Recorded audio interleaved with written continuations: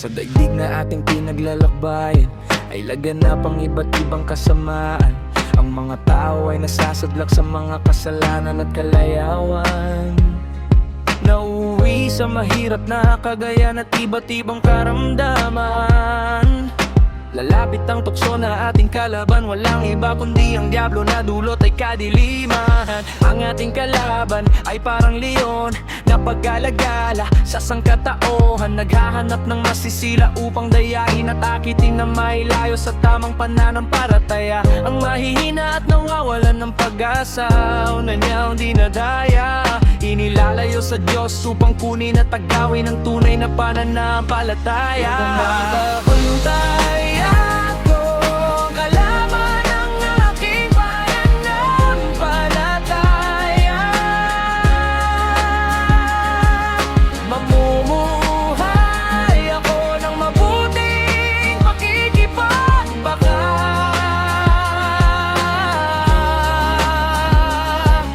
Manghahawak ako sa aral ng Diyos na lumikha. Hindi ako mag-aalinlangan sa kanyang banal na magagawa upang talunin ang kalaban, ang diablong sumisila.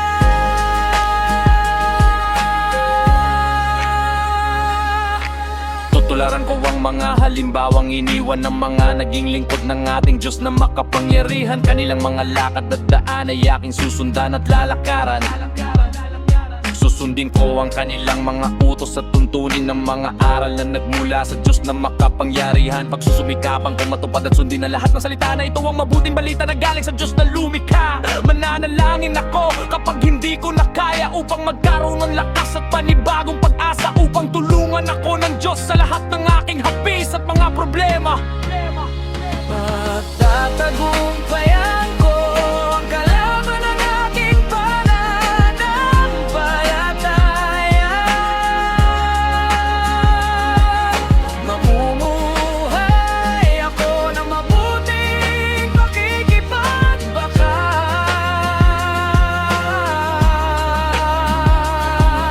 Manghahawak ako sa aral ng Diyos na lumikha. Hindi ako mag-aalinlangan sa kanyang banal na magagawa upang talunin ang kalaban, ang diablong sumisila.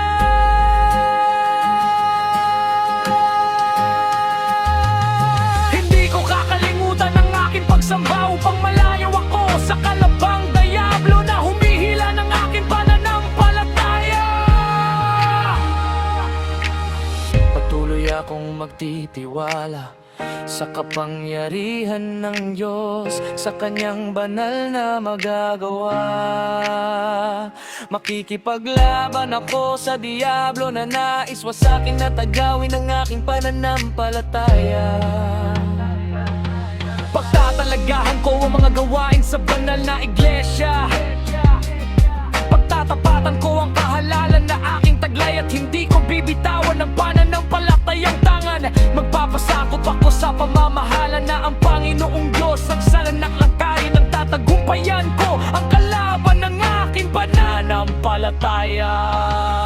Bumuhay ako ng mabuting pakikipagbaka. Manghahawak ako sa aral ng Diyos na lumikha. Hindi ako mag-aalinlangan sa kanyang banal na magagawa